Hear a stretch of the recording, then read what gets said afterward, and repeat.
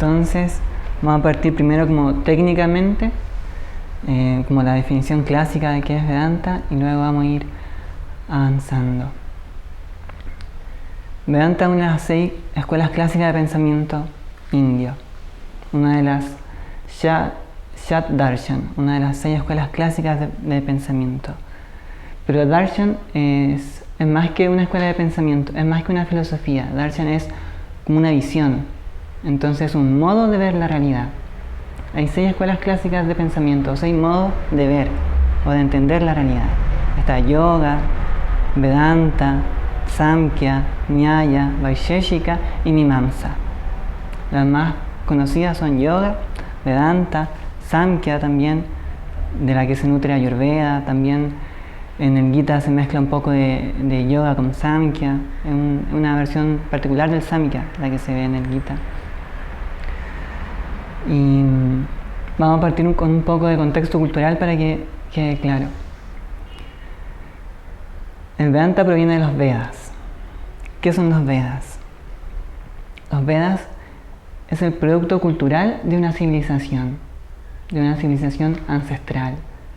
A veces uno cree que está en el pináculo de la evolución, que este momento en el que estamos, año 2016, es lo más evolucionado de lo más evolucionado. Pero hay ciclos y las civilizaciones se han levantado, se han desarrollado y han vuelto a decaer. Y eso ha pasado siempre. Siempre hay ciclos, así como el día, la noche, la vida, la muerte, la manifestación, la inmanifestación. Esa es una gran diferencia entre el pensamiento occidental y el pensamiento védico, que plantea que la vida siempre es. La vida siempre es. A veces se manifiesta y a veces no se manifiesta. Incluso hay medidas de tiempo védicas que explican cuánto dura un universo y todo lo que pasa en el universo, las distintas civilizaciones, Napoleones, Cristóbal Colón, distintos imperios. Todo esto surge en un universo, se desarrolla, llega al máximo punto de evolución y de nuevo se disuelve. Y el universo o la vida misma entra en un estado como de sueño, para luego despertar y empieza todo de nuevo. Esa es una gran diferencia, que hay ciclos. La vida siempre es, a veces se manifiesta y a veces no se manifiesta.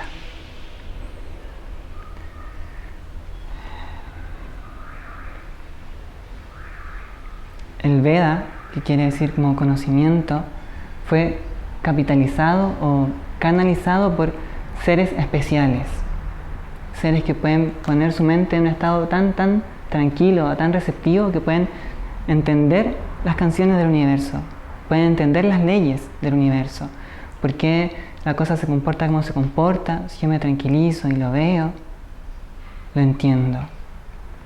Esos seres se llamaban rishis, se suele traducir como poeta vidente, aquel que tiene esa capacidad de ver, de percibir la realidad. A veces uno está en la ciudad y anda con la mente loca y no puede pensar con claridad, pero uno se va a una montaña, a una playa y todo cae, todo calma. Y uno dice, esto era así, debía haber hecho esto en vez de esta otra cosa, o ahora lo puedo ver con claridad. Entonces hay que imaginar la mente de este rishi, que ni siquiera tiene un pensamiento propio o algún deseo. Él no quiere nada, simplemente es un canal. Está en un estado tan de absoluta calma que se hace receptivo de la vibración mayor, como de la canción del universo. Entonces la recibe, la ve, pero es un vidente, y la expresa. La expresa poéticamente, porque la vida tiene una musicalidad, hay un orden. Todos los textos clásicos están en verso. Por eso el rishi es un poeta vidente, porque la vida es bella, es armónica. Entonces el universo canta de ese modo y el rishi lo capitaliza en su poesía. Este Veda se capitaliza en 4 grandes textos: el Sama, el Rig, el Yajur y el Atharva. Y luego con la evolución de la cultura y los distintos cambios, se van desarrollando ciencias o tratados para cada faceta de la existencia. Tratados de política, tratados de astrología, tratados de música. Y esos tratados se van desarrollando hasta conformarse en ciencias. Por ejemplo, tenemos Jyotish, o la ciencia de la luz, que es astrología védica. Tenemos Gandharva Veda, que es la ciencia de la música o la ciencia de las artes. Tenemos Sthapatya Veda, que es la ciencia de la orientación, porque no da lo mismo que yo duerma con mi cabeza al norte o al sur, o que mi cocina apunte al sol o que apunte en otra dirección. Todo tiene una influencia. Eso es Sthapatya Veda, la ciencia de la orientación, lo que se puede entender como el Feng Shui. También tenemos la ciencia de la vida o Ayurveda, aquella disciplina que se encarga de entender las distintas relaciones entre las cosas. Cada cosa tiene una particular naturaleza, un particular modo de ser, una particular densidad. Ayurveda es la ciencia que estudia esa interacción entre las distintas densidades, para luego derivar principios terapéuticos y entenderse como un sistema medicinal. Pero es un modo de entender la realidad. Yo entiendo cómo la realidad está estructurada y de ahí derivo leyes y principios que me permiten aplicarla. Tenemos la ciencia de la mente o la ciencia de la conciencia, que es el yoga, en su verdadera como acepción. Entender cómo funciona la conciencia humana, entender que hay patrones de funcionamiento, que la mente tiene un modo de manifestarse, de expresarse. Cuando yo entiendo cómo funciona, me es más fácil ir hacia atrás y ver qué hay. Pero si eso no pasa, yo me quedo pegado en el patrón emocional o en el patrón mental y me nublo, coarto la realidad, fragmento la realidad y me quedo solo con ese color. El yoga plantea en el texto más clásico de todos, el de Patanjali, que el fin del yoga es cortar con las fluctuaciones mentales. Esto quiere decir que ya no veo la realidad con distintos matices o distintos colores, sino que veo la vida de su modo más puro, como un cristal claro, sin ningún papel celofán rosado o verde o amarillo. Veo la cosa tal y como es, la realidad tal y como es. Pero cuando yo no puedo hacer eso, me identifico y veo la realidad o negra si estoy en depresión, o de competencia si tengo un espíritu muy de fuego, o veo todo como un lugar donde tengo que estar constantemente adaptándome, un lugar como peligroso si es que me he acumulado mucho en vientos. Pero hay un modo de ver la realidad tal y como es, en su estado puro. La ciencia del yoga, según Patanjali, pretende acceder o llevarte a ese punto, de ver la cosa tal y como es.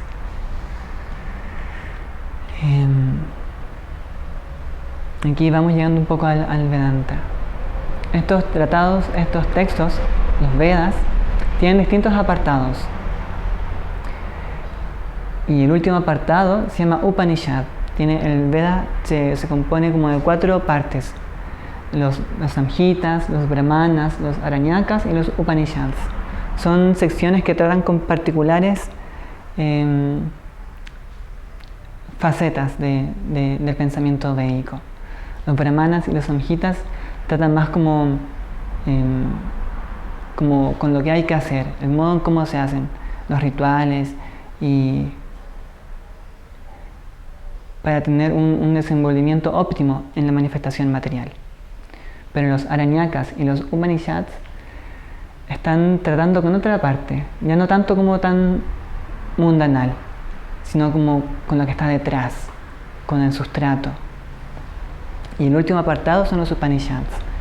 La compilación de todos los Upanishads es una de las mayores fuentes del Vedanta. Tradicionalmente se entiende el Vedanta como compuesto de 3 grandes fuentes: las Upanishads, el Bhagavad Gita y el Brahma Sutra.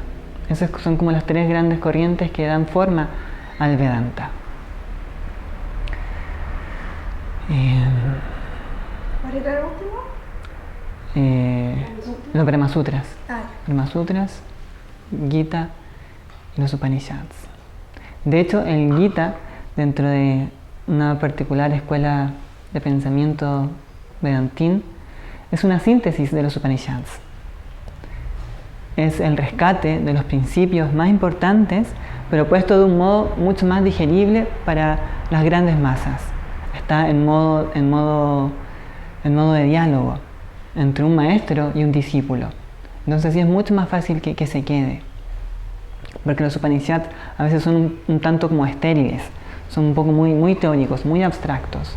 Es necesario que alguien te lo explique para que uno pueda entenderlo bien. Entonces el Gita es como la síntesis de eso. De hecho hay particulares versos que son iguales en distintos Upanishads que en el Gita, así como copiar y pegar.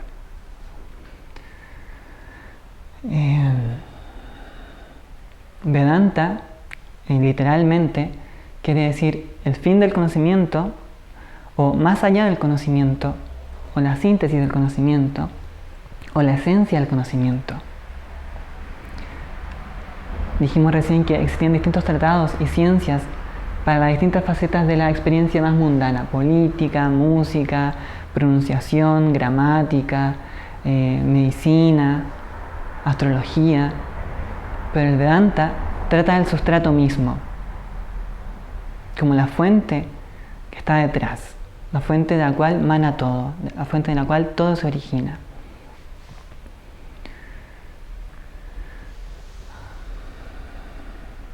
¿Qué propone principalmente el Vedanta? A diferencia de los cultos o las otras como religiones, propone una igualación entre el individuo y el absoluto. El Vedanta se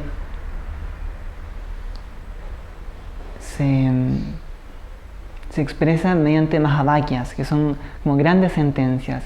Una de las principales es Tatvamasi, como tú eres aquello. Tú, como individuo, eres el absoluto. Simplemente que que tú crees ser es una manifestación, es una encapsulación del sustrato mismo, de la divinidad absoluta. A esa divinidad el Vedanta la llama Brahman. Y uno tiene que ser cuidadoso en no caer como en dar forma al Brahman. Brahman es como el absoluto, el principio absoluto, es como la absolutidad, es como la divinidad. Más que ser una particular deidad, es la divinidad misma, es la absolutidad, es el principio de los principios. Por eso es como no muy posible etiquetarlo o darle nombre, porque está más allá del lenguaje. Uno tiene que entender que la realidad existe, y luego surge el lenguaje para explicar esa realidad. El lenguaje siempre estará después. Por tanto, cualquier nombre o etiqueta con la cual yo quiera definir aquello siempre será una mera seña, un mero intento, porque la realidad está más allá del lenguaje. La realidad es primera, y luego surge el lenguaje para tratar de explicarlo. Eso pasa cuando las cosas son muy abstractas, cuando las cosas son muy sutiles. Se requiere una capacidad mental o intelectual igual de sutil para poder dialogar con aquella realidad. Pero las grandes masas, o cuando uno no tiene un pensamiento muy maduro, es difícil acceder a ese pensamiento abstracto. Entonces uno va para ayudarse etiquetando las cosas. ¿Cómo podemos ver esto de modo claro? Yo te puedo decir, piensa en 3 más 2 por 2 dividido 5. Y uno sabe que el resultado es 2. Pero si ahora yo te digo, piensa en 3 más 2 por 5 por 7 menos 4 más 8 menos 2 por 7. ¿Tú qué dices? No, dame lápiz y papel. ¿Qué es el lápiz y papel? Nombre y forma. Nombre y forma. Porque cuando las cosas son muy abstractas, yo necesito un contenedor, necesito una forma para poder entenderlo y trabajar con ello. Brahman es el principio último, el sustrato de todo, la absolutidad. Vamos a tratar de jugar con esta ecuación que pusimos. Esta es una definición que sale en un particular Upanishad, el Taittiriya, y es como la definición de qué es Brahman. Dice Satyam Anantam Jnanam Brahma, que significa que Brahman es la realidad, es sin límite y es el conocimiento. Vamos a tratar de explicar un poco aquello.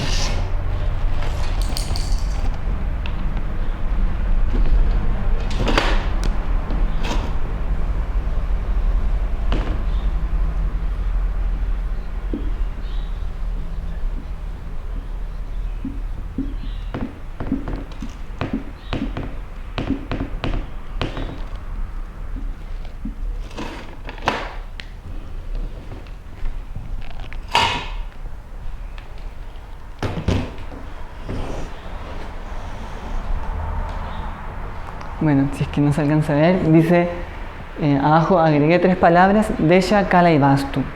Vamos a partir primero explicando por qué se dice que Brahman, o el sustrato, es Anantam, sin límites. Hay solo 3 cosas en las que algo puede limitarse: Desha, Kala y Vastu.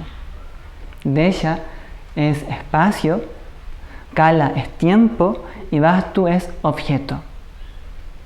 Hay que recordar que Brahman es el principio absoluto, es el sustrato de todo, y Brahman no tiene límites.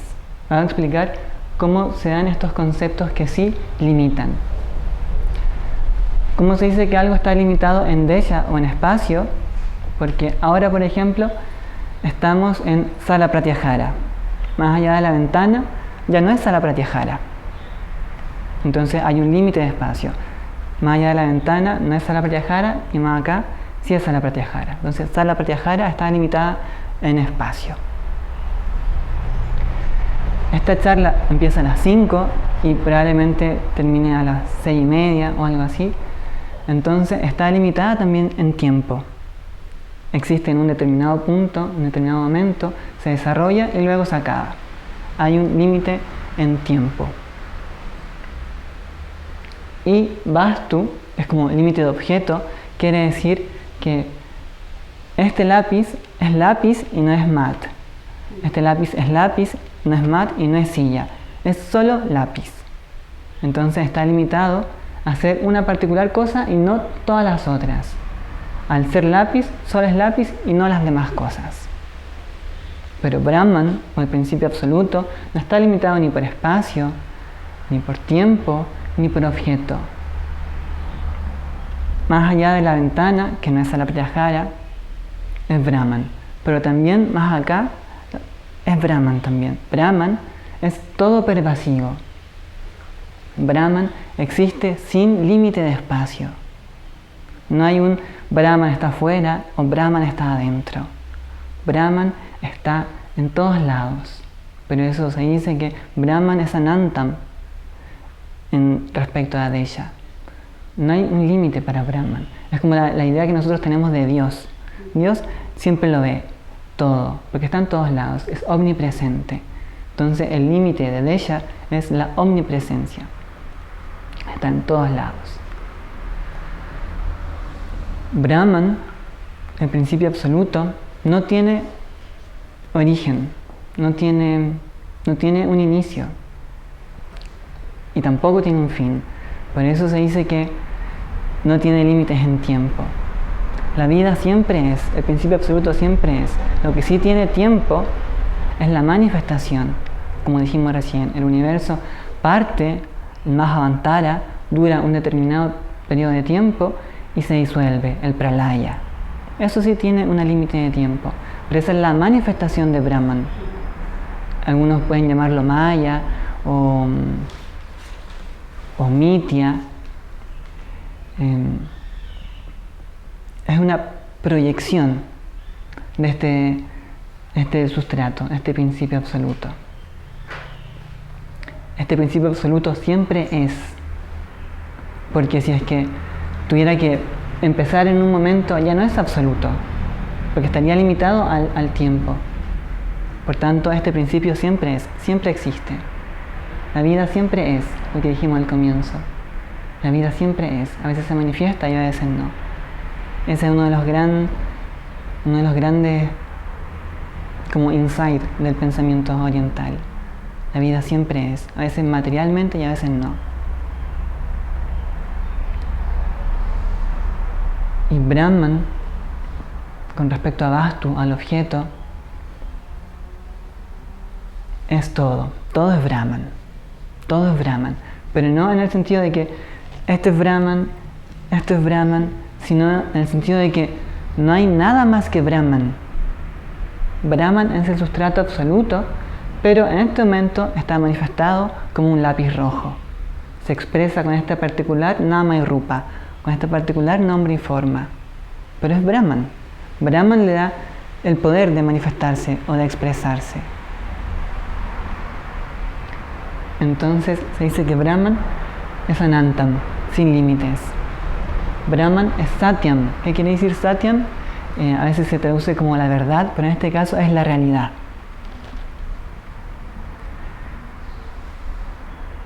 Por ejemplo, este lápiz es, esa silla es, esta cámara es.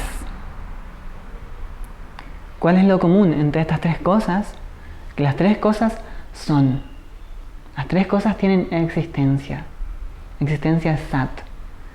Entonces Brahman es Satyam. Es la existencia misma. Por eso uno puede decir que todo es Brahman. Todo es Brahman en particulares manifestaciones. Esto no es nada más que Brahman hablando de una particular manifestación. Ustedes no son más que Brahman escuchando esta manifestación y siendo la manifestación que son. La gracia del Vedanta es permitirte darte cuenta de eso, realizar esa verdad. La palabra realizar en español a veces tiende como a confundirnos un poco, porque en español decir quiero aspirar a la realización o quiero realizarme, la palabra realizar tiene una connotación como de acción, de hacer algo. Realizar implica como hacer algo. Eso puede confundir. En inglés es mucho más claro porque en realize, de la cual viene la realization, es darse cuenta. Realize significa darse cuenta. Entonces no es hacer algo extra, sino realize that tú siempre fuiste Brahman. Tú siempre fuiste aquello. Lo que pasó era que estabas identificado con las distintas capas de manifestación. Será Anamaya Kosha, Pranamaya, Manomaya, Vyanamaya, Nandamaya, pero igual es una identificación en alguno de los niveles del ser. Por lo general, todos nos identificamos principalmente con Anamaya Kosha, este cuerpo, el que está hecho de alimento. Y creo ser esto. Creo que hasta donde llega mi piel soy yo, y de la piel para afuera no soy yo. Una limitación en espacio. Pero Brahman es todo, Brahman es el sustrato.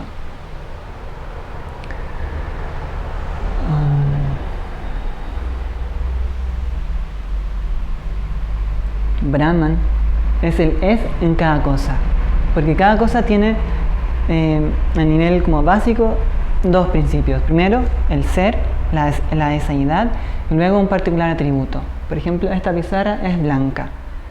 Ahí pareciera que yo estoy diciendo una sola cosa, que la pizarra es blanca, la blanquedad.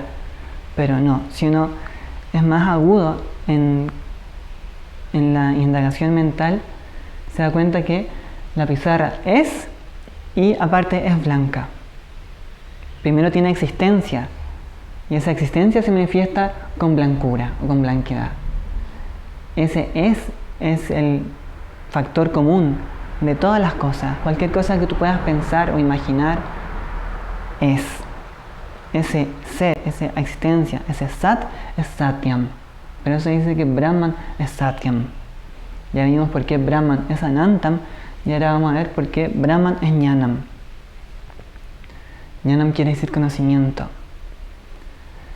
A veces uno se despierta en un particular modo mental y dice, oh, hoy estoy triste, o hoy estoy contento, o hoy estoy medio nublado, o hoy estoy súper lúcido.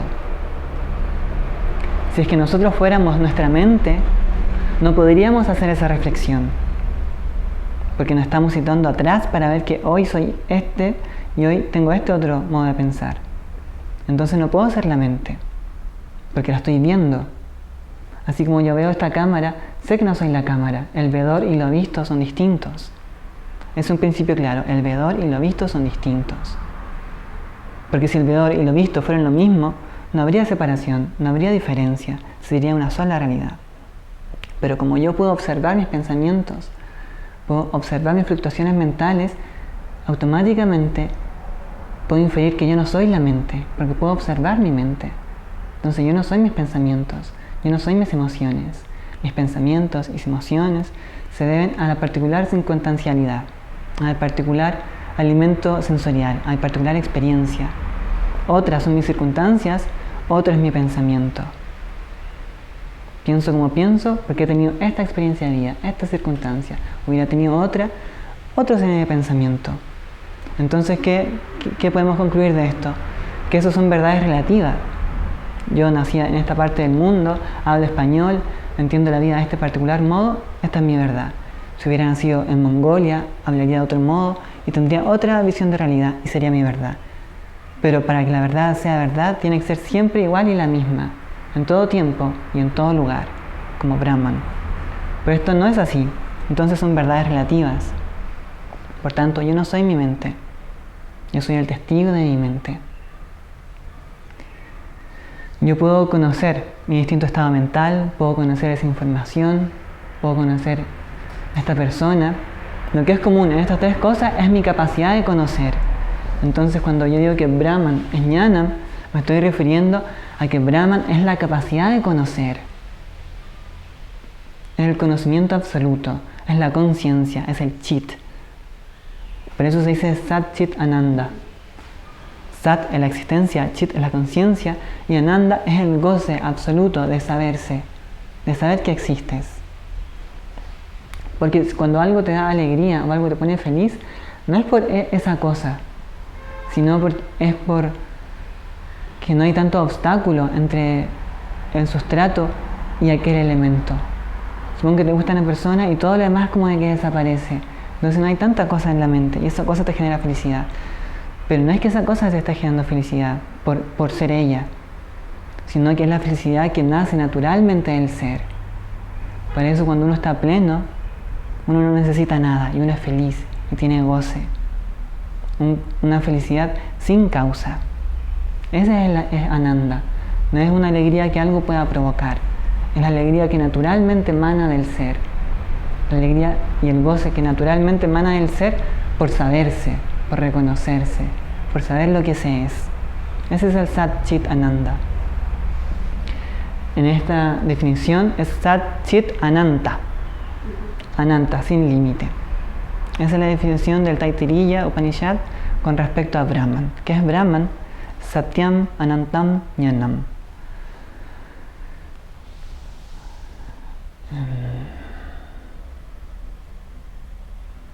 ¿Cuál es la gracia de saber que Brahman es el sustrato último? La gracia es saber que tú eres ese sustrato último. De que más allá de cualquier juego mental o cualquier emoción que te esté robando energía, tú sabes que eres la fuente de todo. El asunto es ser capaz de reconocerlo y trabajar para desidentificarte de todas las capas del ser. La gracia del Vedanta y el pensamiento védico es que es sumamente sistematizado y tiene nombre para cada faceta de la existencia. Este cuerpo físico, Annamaya Koya. La energía que circula dentro de este cuerpo físico, la energía vital, el prana, Pranamaya Koya. Todas las emociones y pensamientos que también tienen una carga, Manomaya Koya. Tu capacidad de pensar, tu capacidad de discriminar entre una cosa y otra, tu intelecto, Vyanamaya Koya. Y la última capa, que es la más cercana como al ser, Anandamaya Koya, es el aceite que permite que las demás cosas puedan tener combustible para manifestarse y expresarse.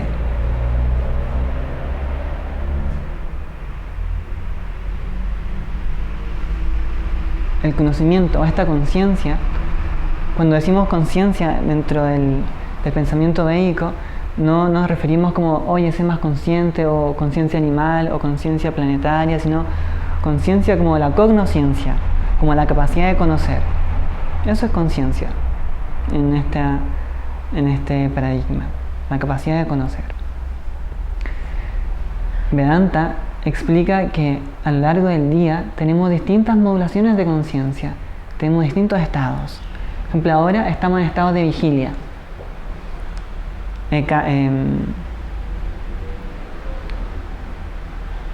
¿Cómo se llama el estado de vigilia? Sí. Bueno, estamos en estado de vigilia. También el ser humano entra en un estado de sueño con sueño y también entra en un estado de sueño profundo. Hay distintas modulaciones de conciencia, pero siempre hay una conciencia, siempre hay algo que está conociendo. Ahora yo estoy registrando experiencias, generando conexiones, acumulando conocimiento, gracias a una capacidad de conocer. estoy usando los órganos motores, los órganos de los sentidos. Cuando yo entro en sueño con sueño, ya no uso órganos motores ni órganos de los sentidos, sino que mi mente se recoge un poco, pero sigue creando realidades. Pero también hay un testigo, también hay una conciencia que está viendo esa realidad. Y luego entra un estado de sueño profundo, donde la mente ya no funciona. Dentro de alguna como tradición científica occidental se dice que ahí no hay conciencia, pero eso es un mal entender desde este paradigma. Si hay conciencia, está el conocedor, pero no hay nada que pueda ser conocido, porque la mente se apagó. Es como cuando tú abres los ojos en una habitación oscura. Tú eres el testigo, está abierto, está ahí, pero no puedes ver nada, porque no hay nada que esté siendo iluminado. Se necesita luz para que las cosas se conozcan. Entonces la conciencia siempre está, solamente que en ese momento no hay nada que pueda ser iluminado, no hay nada que esté siendo manifiesto. Brahman es la conciencia que está detrás de todo esto. Incluso no es ni siquiera la conciencia del sueño profundo, ni la del sueño con sueño, ni la del estado de vigilia. Es el sustrato. Es como tú eres alguien, en determinado contexto tú eres hermano, en otro contexto tú eres pareja, en otro contexto tú eres profesor. Y eres tú, el sustrato. Pero eso no significa que hayan cuatro tus, sino que hay una sola realidad que alimenta o da proyección o forma a las demás. Eso es Brahman o Turiya, el cuarto estado, que en realidad no es un cuarto, sino que es el sustrato que permite que tú seas hermano de alguien, pareja de alguien y profesor de alguien. Porque si no está el sustrato, no hay hermano, no hay pareja, no hay profesor. Es como las olas y el agua. La ola es una particular forma, un particular nombre. Pero sin agua, la ola no existe. El agua puede existir sin el nombre y la forma. El agua puede existir sin ser ola. Pero la ola, o la manifestación material, el universo, Prakriti, no puede existir sin ser agua. Eso es Brahman. Brahman es el sustrato, la fuente, en la cual todo puede tomar forma y expresarse. Nama y Rupa pertenecen a Maya, por decirlo así, al mundo fenoménico. Hay una historia de un swami y un discípulo el discípulo estaba tratando de entender cómo era que esta cosa que Brahman está más allá del nombre y la forma. Se preguntaba, entonces, ¿cuál es la necesidad de todo este nombre y forma? ¿Por qué el mundo tiene esta existencia? ¿Cuál es el fin? Entonces el maestro, en los altos picos del Himalaya, le dice, baja 50 kilómetros y tráeme agua. Y el discípulo dice, pero ¿por qué tan lejos? Nunca el maestro le había pedido agua y no entendía por qué, pero como es tradición que el discípulo siempre respete las órdenes del maestro, el discípulo fue y bajó. Bajó en un camino arduo, encontró el agua y empezó a subir. Llegó todo cansado, le dice, maestro, aquí está el agua que me pidió. Y el maestro le empieza a decir, ¿pero qué es esto? ¿Por qué me traes esto? Yo te pedí agua, ¿por qué me traes un vaso con agua? Entonces el discípulo, que era inteligente, automáticamente entendió que es necesario el contenedor, el recipiente, es necesaria el nombre y la forma para poder entender lo que está detrás. Porque si no, no se puede entender.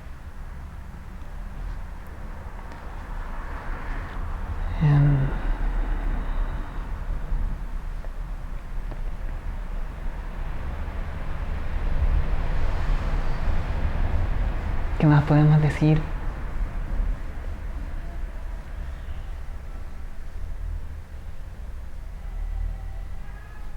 Ahí, cuando se mora en la absoluta convicción de que todo es Brahman, no hay tanta dualidad, porque todo es manifestación de Brahman. y el fin último del mundo o del escenario es permitirte entender que tú eres Brahman, Tatvamasi, tú eres aquello, Aham Brahmasmi, yo soy Brahman, yo soy el sustrato. No es que yo me crea ser un Dios, yo soy un Dios. No es eso, es que no hay nada más que Dios en esta particular nombre y forma.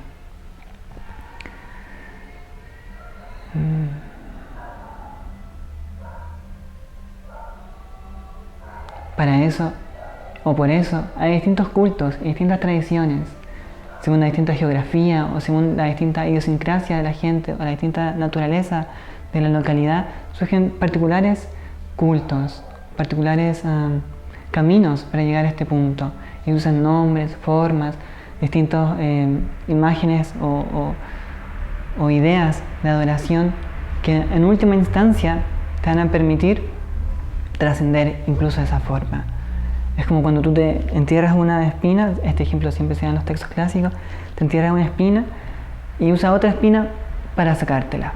Pero una vez que la otra espina salió, ya ninguna de las dos espinas te sirve y tú quedas así. Esa es la gracia de la seña, de la señal, del símbolo. El Veda es tan generoso que esta misma idea de Brahman y toda esta tecnología espiritual para entender qué cosas somos se plasma en distintos modos, en distintas formas, en Puranas o fábulas, para que todos tengan acceso a esto, porque la gracia es llevar tu mente a un estado de quietud. Cuando tu mente está tranquila, puede ver la realidad tal y como es. Pero si tu mente está siempre inquieta, que yo te diga que todo es Dios, para ti será un chiste o casi ofensivo. Pero si empiezas a sutilizar, a dedicarte a algún culto, a algún ritual, poner toda tu energía en una sola cosa y ver solo esa cosa, va a llevar tu mente a la unifocalidad, ekagra.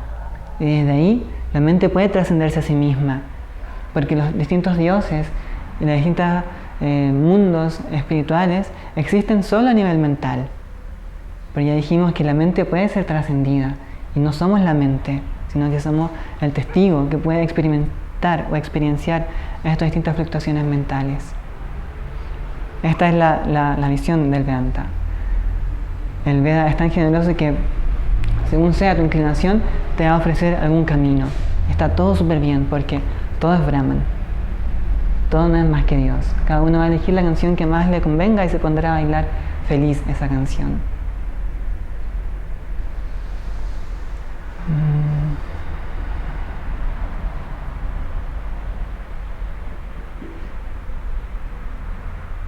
¿Qué más podemos decir?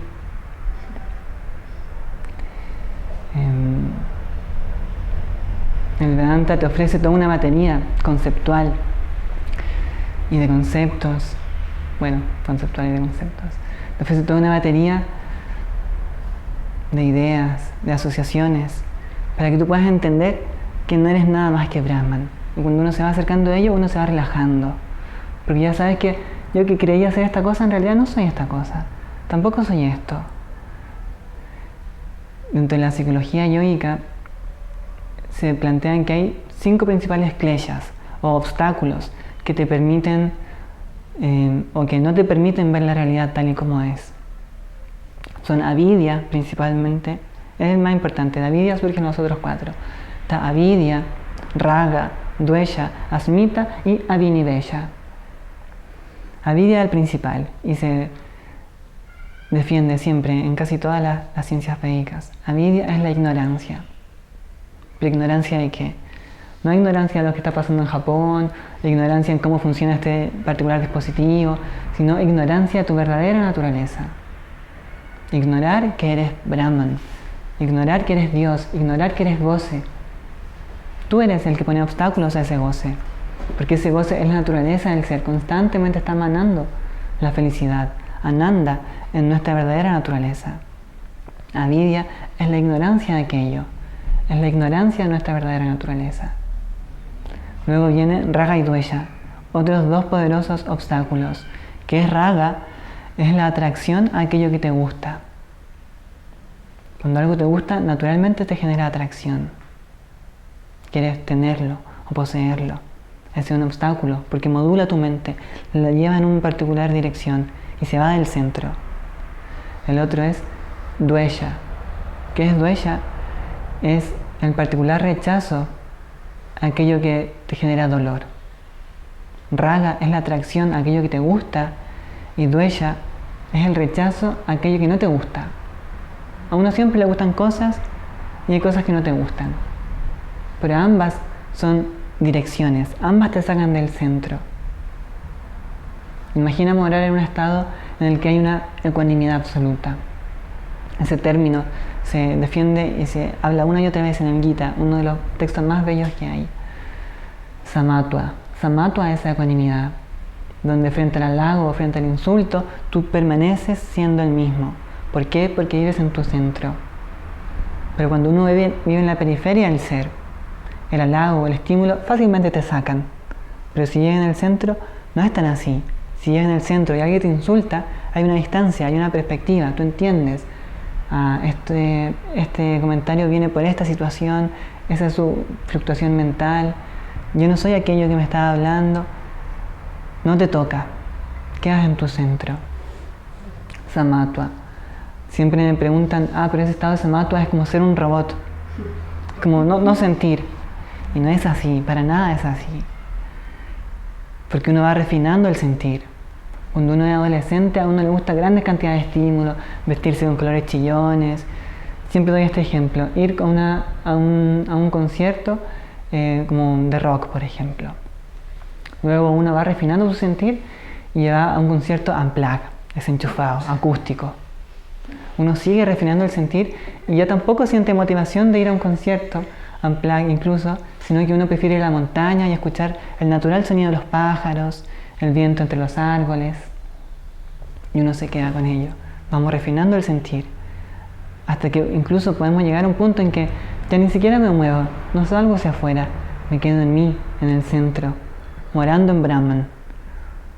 Entonces, desde ahí uno puede entender esta ecuanimidad. Este no ser movido por el estímulo externo, no es que yo estoy muerto, sino que vivo para adentro. Vivo y nado en dimensiones muy sutiles del ser. Nado y vivo en Brahman. Mi modo de entender la realidad cambia. Es como si yo estuviera en una obra de teatro y de repente sé que es la obra de teatro. Ya no puedo enojarme o ponerme triste si alguien se muere, más que en la presentación.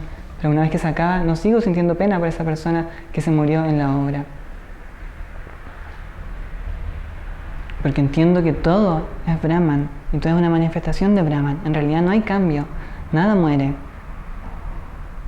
Porque Brahman es la totalidad. Tú no puedes sacarle algo a la totalidad. Tú no puedes agregarle algo a la totalidad, porque si no, no sería esta totalidad. Brahman es todo lo que hay. Nada se gana, nada se pierde. En un texto ya de Vedanta muy alto, muy sutil y muy lindo, de Advaita Vedanta, en el Ashtavakra Gita, se dice constantemente, verso tras verso, que nada se puede ganar, nada se puede perder. Y también tiene un verso muy bello que dice que todos los universos, estos universos incontables que surgen y decaen, todos los universos no son más que una ola en el océano de mi existencia.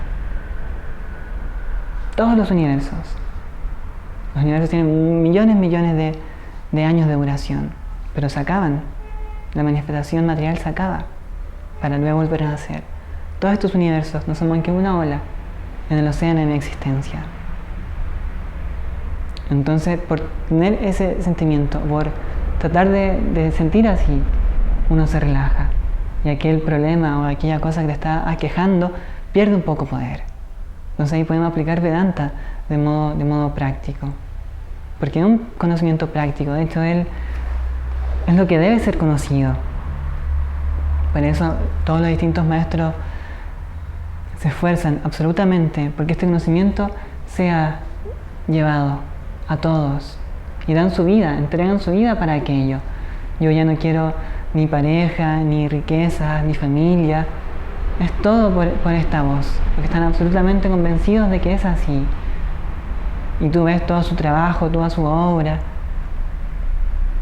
No hay nada más que goce detrás, que amor y una energía que viene desde la fuente.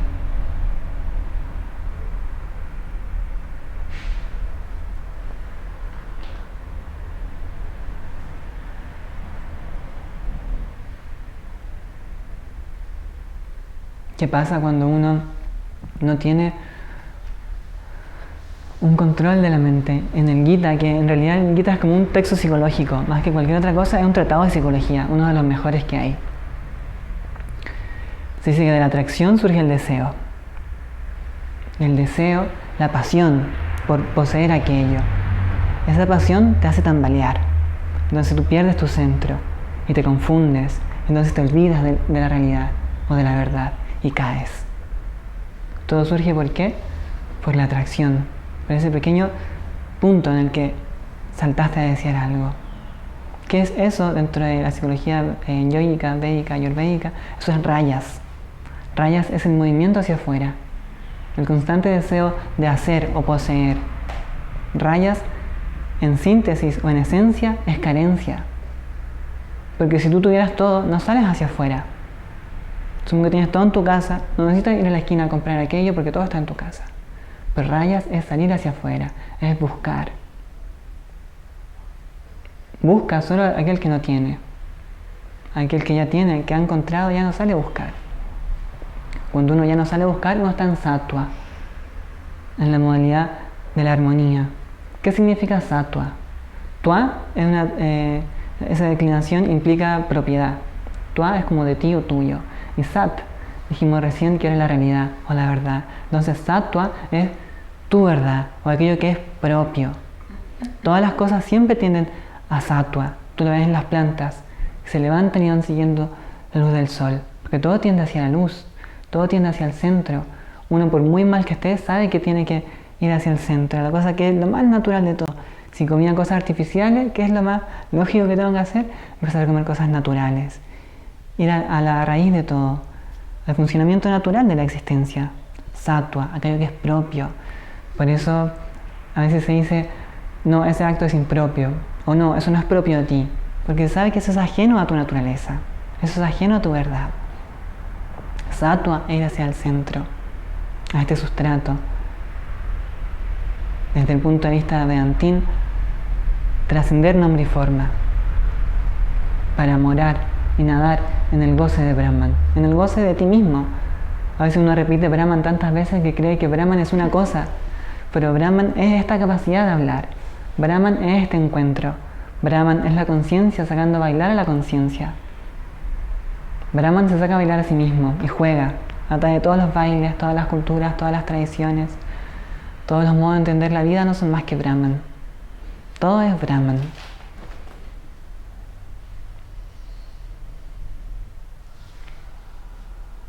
Eso.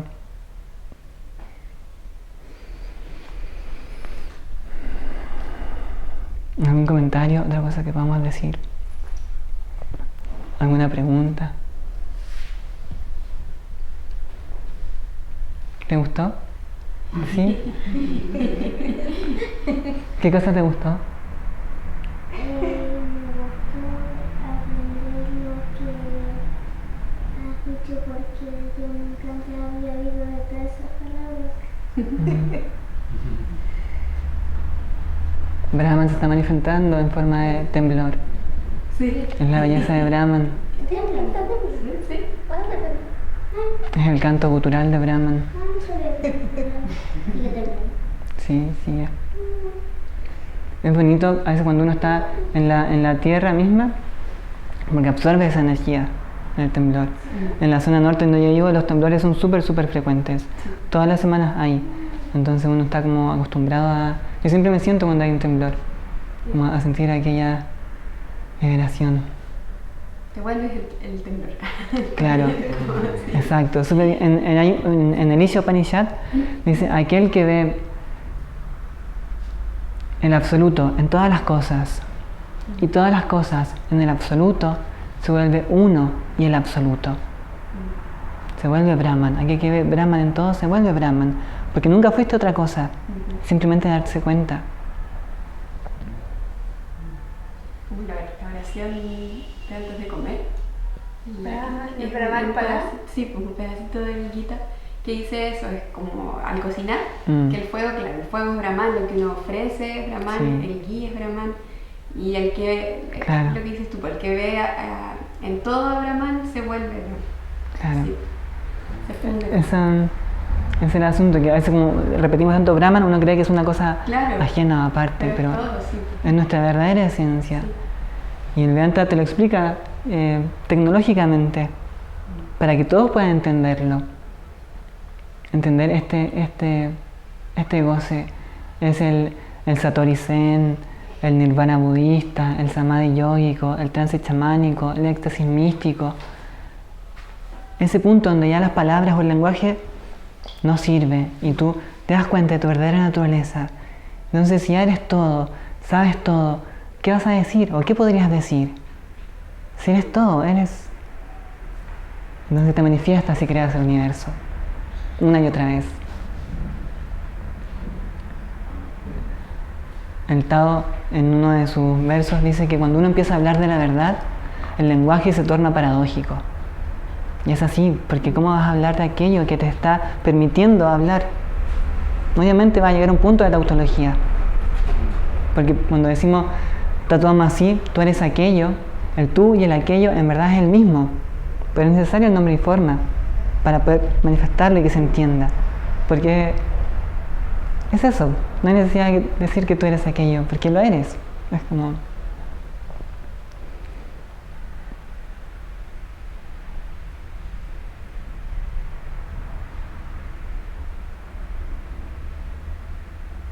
La belleza del pensamiento védico es que tiene muchas corrientes y todas te permiten llegar a ese punto de comunión.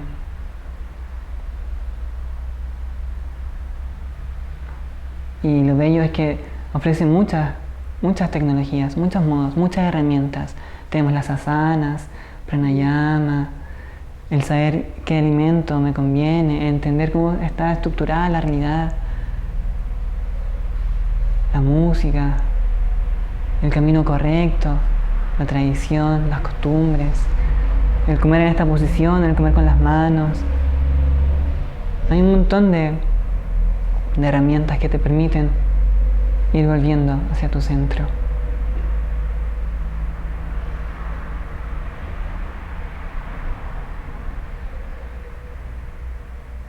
Es todo tan magia y tan bello que lo loco es que uno se confunda y crea que, de una casualidad esto me pasó y, como si fuera magia.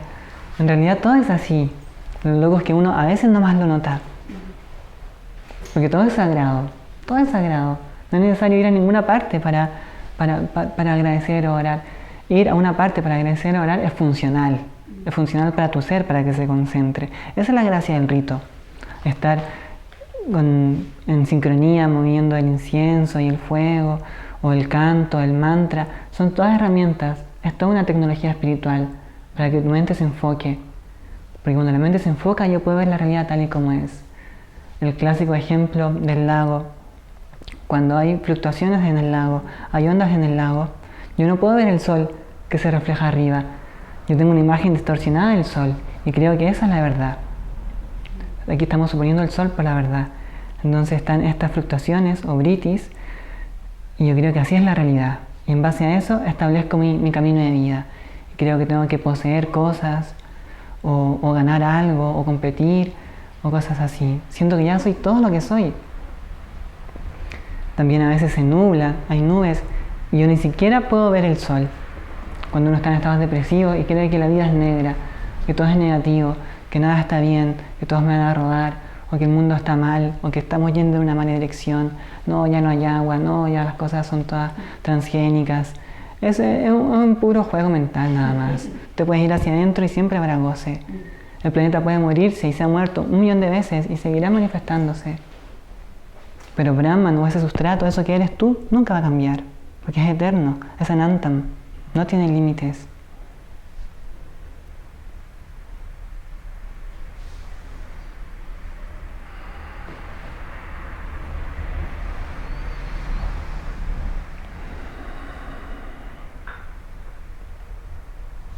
Si no tienen más preguntas, yo creo que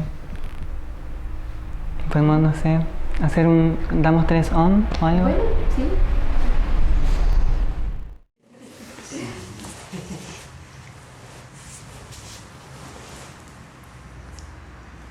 Ya, pueden decir, no sé, Brahman o algo.